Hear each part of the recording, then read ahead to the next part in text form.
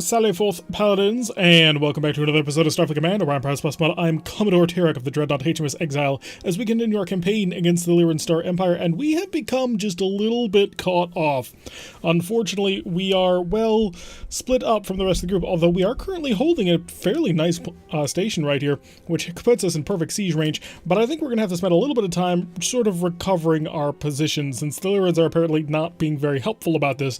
So let's set out into space after quickly checking our supplies. Have to check the supplies, forgot to do that. So let's set out into space and dive into a black hole, potentially. Unfortunately, there's no missions there, so we'll just keep drifting along. We have several tiles that we kind of need to resecure, especially in the back line. I'm kind of... Wow, they just grabbed 2 more tiles. They are incredibly aggressive. Hopefully we can manage to push them back nice and hard with our Regent-class Dreadnought and all of our additional fighters which come with it. So, red alert and increase speed. Let's see how fast we can chug in this vessel. Not as fast as the Liege-class Light Dreadnought, I don't believe, although that would make perfect sense. So, we're going to be able to maintain... Yeah, we're going to be able to maintain right about here, which is just short of a speed of 15. I'm looking at 13-ish is what we should be able to keep up. It might even be as much as 14, which is not terrible. We've lost only a couple of points of speed, I think, once we start overloading the fusion cannons, which we're going to do in a little bit, just as soon as the phaser capacitor is fully charged. Never mind, we probably don't need to. I'm going to do it anyway, just for sake of staying in the habit. Set the fusion cannons to overload. We have quite a few of them on board, so it's kind of important to keep them rolling because they can deal a lot of damage. A quick scan of this light cruiser tells us, according to the transporter room, which is right there, there's nothing on board worth stealing. Sometimes on this mission there will be dilithium crystals or medical supplies, or in this case, nothing at all. So instead we can ignore it and dive right on top of this freighter, which frankly can't defend itself from what we're about to bring his way. So we're going to kick ourselves up to speed. Come over here to our electronic warfare system, go up to a maximum amount of power. It's not optimal, honestly. We should be like trying to fight him for every single point, because the most we can get right now just by using the ECM suite is a defense shift of 2, because it's, I believe, the square root rounded up or rounded down. It's the square root of something. So we need, in order to get a defense shift of 2, 4 points of power into it, and it's directly countered by their electronic countermeasure. So since the square root of 6 is not 3 or higher, it doesn't matter. We're basically wasting 2 points of power. If we were really trying to be optimal style play, we would carefully manage that and work it directly against their protection systems. But oftentimes it can be a little bit more trouble than it's worth. So we're just going to chug right on into this guy. Forward shields, they do have a reinforcement, but it looks like we're eating up all of the power. So I'm going to drop down very slightly, just to give us a small bit of a buffer. That way we can defend ourselves a little bit. All weapons have been selected. We're basically probably just going to run right through him in one pass. He hits an FLDS. I don't think that's anything special. Yeah, he doesn't have any major amounts of shields or anything like that. No special weapons aside from a pair of disruptors, which are not terrible. But I think he's going to die the moment we hit the range of 0 and fire everything we've got into him. So we're going to wait. There we are. Yep. There is no more ship. Oh, and now we need to turn to the disabled Marak vessel. It is one of our allies, but we're going to annihilate it all the same. And every so often we get a nice little chance for a nice little beauty pass. Ah, isn't she lovely? So we're going to come around and destroy this heavy war destroyer, which is actually pretty good. Wow, he's got 4 missile racks already, which is not too impressive, but he's a heavy war destroyer, and he's got 4 disruptors on top of that. Kind of skimping a little bit on phasers. He's only got what appears to be 5 in total. 3 phaser 1s, 2 phaser 3s. But that amount of special weapons firepower is not terrible at all. It's pretty good, actually, for a destroyer. C-racks in order to keep the salvos going, take care of pseudo-frigates and that sort of thing. B-racks to just maintain that you've got a long-range fire. I like that ship. That's not terrible. 122 prestige is our reward, and the tile is once again neutralized. We're going to have to really start digging in on these guys, because I am not happy with how much ground they were able to take back so quickly. An asteroid base assault will be our next mission. We shall go up against a giant rock and hopefully annihilate it. Alright, so it is in the middle of an asteroid field, so a hidden asteroid base, and we're just going to make a quick note on the map. We are traveling in the lefterly direction, so in case we ever get lost, we know that somewhere to the left on this map will be the asteroid base, instead of, you know, driving around in circles for forever and trying to actually figure out what's going on. Set the fusion cannons to overload, because odds of us being ambushed in an asteroid field, very high. Very, very high. And we're also going to give ourselves a forward shield reinforcement. So we are capable of doing a speed of about 8 or 9 when overloading the fusion cannons, which is the only setting your fusion cannons should ever be on. And as soon as Yeah, as soon as the phase capacitor is ready, we're probably going to charge him. We see a single light cruiser off in the distance. He is a more modern version. Let's see what he is. He is a CLF. I have no idea what that means. Although at some point during this campaign, we may figure out which ones are the pseudo-frigate tenders and which ones are not. Energy screen tells me I've got 19 points of power with which I can steal from. And I will grab most of that power to throw it into the engines. That'll get us just up to a speed of about 20, which, not terrible.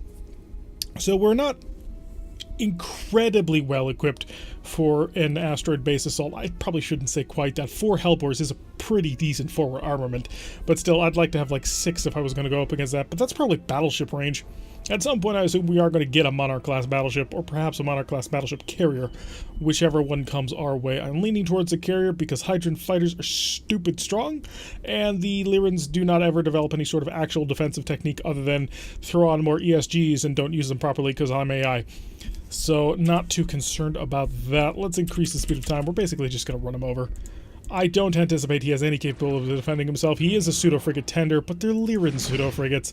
At most they'll have an ESG, which, admittedly, that's 20 damage if he can get right on top of you. But, let's slow down a little bit so we can buff this forward shield up. Ooh, that hurt. And we actually hurt our forward shield. That's pretty bad, actually. And he does have phaser 4s, which means he can fire at long range. Let's check to see if we damaged anything. The armor took pretty much all of that. We probably shouldn't have done that. That was a little bit of an overreach on my part. I wanted to annihilate him quickly, and so I did put myself a little bit out there to do it. The forward shield is back, and we're starting to get our defensive systems back online, I believe. Oh, actually, no, not yet. We're still sort of hovering. Do I not have... Oh, I don't have any power into the ECM. So let's max that out again right there. We are going to set course towards him. I've got 8.5 points of power in the forward shield, but I can increase that quite a bit just by slowing down and stopping. So all power systems are ready to go, and we're just going to steadily get closer and closer. Then we're going to start bombarding him with our Hellbore cannons, and, well, just stay away from him. He's got 4 phaser 4s, which are absurdly powerful, and 4 phaser 3s, which are not. The normal phaser power convention is 1 is the best, 2 is mediocre, and 3 is a point defense phaser, but then 4 just breaks everything because it's insanely good. Then there's Gatling phasers, which are multiple 3s chunked together in a Gatling arrangement, and then of course there is the phaser X, which we will run into much later in this campaign when we hit the advanced era. And Phaser X is basically a Phaser 1 that can overload and deal 1.5 times its normal damage, which is quite nice. Alright, we're going to slow down. We're going to set up with the Hellbores. They are... Oh, I overloaded my Hellbores. I don't need that. I need overloaded fusion cannons. Alright, select the Hellbores fire. So we did manage to get 1 hit and did 8 damage. Not tremendous. Not the worst thing ever, but again, not tremendous. We've only got about 24 points of power into the forward shield, which is okay for now. But we're only going to be able to get so close until we start running out of the ability to actually survive his incoming fire. Cross your fingers and hope that doesn't happen too soon. So a quick check on the Hellbore table tells us that our cutoffs are a distance of 8 and 15. Well, we're about to hit 15, so I'm actually going to wait just so we can get to that, because a range of 15 should give us a pretty decent effectiveness bonus. A little bit more speed. We're almost there. And there we go. Drop down to speed 1. And Hellbore's hidden for a damage of 20, and that's 3 of them managing to nail. Now, the next range bracket comes up at a distance of 8, and I don't think I'm going to get that close, so we're just going to sit here and increase the speed of time. Ah, the joys of just shelling operations. Sieging out people can be an interesting endeavor, especially after our Marak campaign, where sieging someone out basically meant firing once and they were gone. It's a little bit of a different approach, although this will mirror the way that we're going to have to siege in our current stream campaign, where we're playing as the Federation against the Klingons. Because the Federation only have photon torpedoes, and those only do between 4 and 8 damage in a siege, which is not amazing. I could send in the fighters. I really could. I just worry that they might be destroyed on their way in. Because they would do a lot of damage. They would. They would get in there and they would hit him for just hundreds of points of damage. Well, maybe not hundreds. I don't know. 8 Hornets might actually be hundreds of points of damage. Because they are Hydran fighters and they are incredibly good. Although we are just continuously hitting him for 20 damage at a time. So that's not bad. Send a probe, see if we've actually dented anything. No, we're just bleeding through armor at this point. So once we're through the armor, then we can start considering, like, really trying to do something. He has gone for his maximum defense as well, so we're consistently doing 20 damage to him, even though he's currently sitting at an attack shift of 2. which kind of emphasizes that Hellbores are pretty resilient when it comes to electronic warfare. Although we did miss 2 shots that time, so not the most brilliant thing ever. So right now, at the distance of 9 to 15, we have a 58% chance to hit with the Hellbores, and each Hellbore is dealing 10 damage. So we can know exactly how much damage we're really doing, or how many Hellbores are actually hitting by the number of that actually pops up. So there we hit with 2 of the Hellbores instead of all of them, which is ironically pretty statistical, given that he was putting out 2 points of attack shift, which is not bad at all. I'm going to send another probe because things seem to have dropped off. Not quite. He did drop off a little bit of power, so maybe we're hitting his power generation. Only 10 damage done on there, with 3 more Hellbores going out into the depths of space. And as much as I'd love to charge forward on this guy, I've just got to be cautious and hesitant about it. We are in a Regent-class Dreadnought, which is quite powerful. It's a heavy Dreadnought. But if you start getting cocky, eventually you have to start going home all the time, which is not fantastic. And then you might put yourself in a position where, oh wait, where did my shields go? Like in that battle with this light cruiser that we fought just before we got here. We allowed to bump him on the front, and then he brought our shields down to red, and then we opened up our own shields by opening fire to destroy him. It's kind of easy in this game to make a small mistake like that that really impacts things moving forward. So we do know that they've taken some damage because my weapons officer has just told me that they've taken moderate damage. We can start to see the little holes that our fusion cannon, or our Hellbore cannons, are dealing to him as they wrap around and just strike critical areas of the facility. It's a pretty interesting weapon concept. I'd love to see what it would look like, sort of like if you were looking at it movie style. Because this is pretty cool, but I wonder how you could really goose that up with some real awesome special effects. Alright, we're going to start to slowly come in. And I'm going to start watching the down. Yeah, that did a pretty good amount of damage. Only about 10, actually. So not as bad as I thought it was. So the plan at this point is to slowly get just a little bit closer. We're going to push and push and push until this drops to about like 2 or 3 points of power at most. And then we'll sit there and shell from a little bit closer. If we can get to a distance of 8, then we'll step up in damage potential, which would be very helpful. The question is, though, can we get there? Because Phaser 4s are nasty weapon systems. Got 30 of them there, so three of the Hellbores actually did manage to strike home on that one. But I'm not seeing the big, massive drop that I need to see in order to know that we've taken... There we are. We're pretty much here. I was hoping to get just a little bit closer. Oh, I'm going to push it. I'm going to push it a little bit more. Only 2 of them hit. We knew we have knocked out one of the Phaser 3s. Okay, that's... I want to get closer. I want to get to that range of 8, because at a range of 8, the Hellbore boosts up to an 83%... Oh, no, that's 72% accuracy, which is really good. And then averages damage of 13 per Hellbore. It's only an increase of 3, but when you start dealing much greater accuracy on top of that, oh, the options become nearly endless.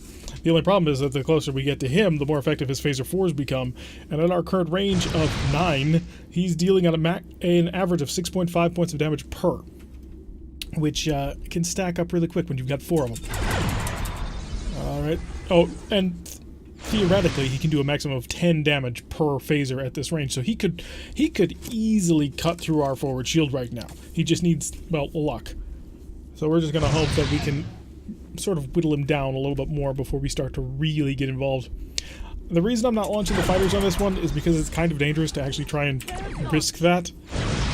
Although he's down to only 2, but he would focus the fighters immediately. The AI is very consistent. They want to kill fighters when it comes to them charging in after them. So launching all of our fighters to try and dive on top of them, we'd probably lose one of the squadrons, and I really don't want to have to lose any of my squadrons at this point. Mainly because it costs a lot of money, and it takes a while to get back home. Though his attack shift is down to 1, so we are steadily whittling away his defensive electronic countermeasures, and we've almost knocked out all of his Phaser 3s, and I've just realized we're actually within range to scan his actual weapon systems, so I don't need to waste probes anymore. But the moment we take out another one of those Phaser 4s, there we go. The Phaser 3 completely offline, the Phaser 4 is down to a single one. We're going to get close. I think we're going to get fusion cannon close.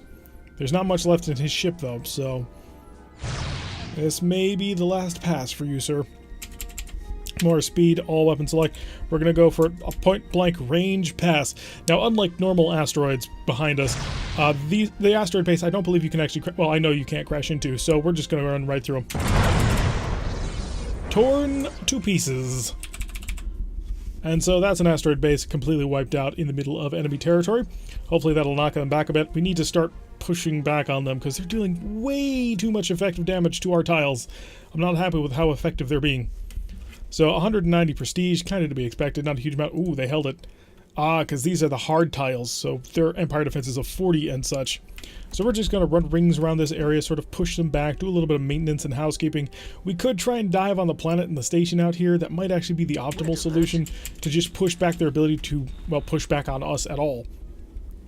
But we'll find out. Fusion cannons to overload mode, and that does reduce my potential power. Yeah. So the fusion cannons, well, 6 of them overloading is quite a bit of energy. But it's worth it because the amount of damage that they will deal is just absurd.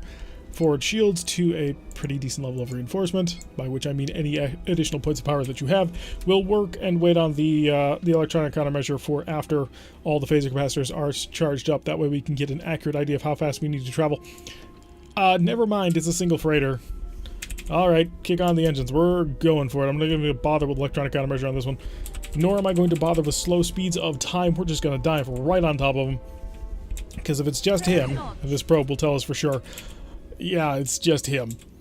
Unless he came to bear with the largest mauler and all the batteries that he can cram into that thing, which we know for a fact he doesn't, well, he's pretty screwed.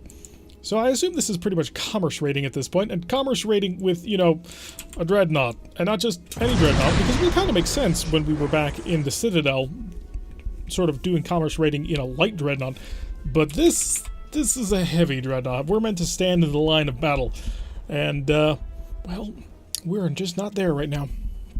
Once we start pushing back more on their stations and sectors, we should start running into the enemy dreadnought fleet. Although that's not an invitation, enemies, to actually show me your dreadnought fleet. I don't want to actually have to fight you. Alright, a surprised reverse perfect opportunity to jump on them when they don't know we're coming. So, enemy vessels, let's see who it is we're actually bouncing, and... oh, wow, you guys. So we've got some nice friends. We've got the Blackjack, who is, he's mostly a defensive ship, although he still has an S-type plasma torpedo. But then we've also got the HMS Magnificent, who is magnificently equipped as a Lord Bishop command cruiser. He's got 4 Hellbores and 2 fusions. I'm betting I'm right. Oh no, he's a CHC. I don't know what that is, but you're equipped like a Lord Bishop. You've got the 4 Hellbores and the 2 fusions, which makes me think you're one of them. We gotta get up to maximum speed though, because it looks like we're fighting the Romulans. We've got a whole bunch of frigates in here, and no heavy cruisers. How unfortunate for you. Okay, we're gonna go for this SKLX. He's probably the biggest thing they've got. Well, maybe this one, but it's one of these two, and yeah, you guys did not bring enough firepower for this problem. So we're going to go full power on this one, all power to engines, which unfortunately we can't actually make full power to engines. We can't hit the full 31 with all of our weapons charged, which is a tad unfortunate because this mission sort of prizes speed a little bit. But then again, we brought the fleet. Okay, the Blackjack is not the fleet, but the Magnificent itself is tailor-made for this mission. So we're going to just bowl you over, then come around. Actually, we should. This is a perfect opportunity to utilize fighters. Probe. Tell me whether or not he is packing fighter defenses. He is not. Okay, fighters. Rock and roll. I'm going to send them off to harry the enemy convoy, dive all over them, and hopefully annihilate them. I didn't realize we were going so fast already in the speed of time. And here, I thought we were just that quick. So, the RS Divum Flamma, which I've never heard of that one. And that's the first enemy target destroyed. The Hornets are going to drive on top of him. We're just going to look for anybody who happens to be packing any sort of anti-missile defense system. It could have been you, but it's not. No, nobody's got one. So just a couple of snipes. Snipes and whatever the heck this thing is. But yeah, the fighters are about to show up. Granted, the Hellbores only did 24 damage, which is not incredible. Okay, 49 damage. And then, yeah, that was the thing we were waiting for, the moment that their Phaser 3s came within range, because that's just a battle axe that just guts enemies that actually get that close. Alright, who's left? Got another snipe over here. You still haven't killed him? The RAS Shalala is not exactly well armed, man. How is he still alive? Fighters, deal with him for them. If you have your Phaser Gs ready anyway. They do not. So they're still recovering and recharging. And it sounds like this snipe is starting to get hit by our CHC. And there it goes. Yep, he's gone. They're all dead, which is exactly what we're looking for. Return fighters. I want you back on board to make sure that you haven't actually lost any. That way we can stay out here as long as possible. Alright, let's see how much that cost us, or how much we got. 300 prestige as usual. We have pushed them back, although we do need to start actually working on maintaining these tiles. That means taking out this station and this planet, because they are the things really shoving back on us. But that's going to do it for today's episode. I've been Tirak. If you like what you've been seeing, hit that like button and subscribe. If you want to see a notification every time I release one of these videos, press that little bell icon, leave a comment, and I will see you all in the next episode.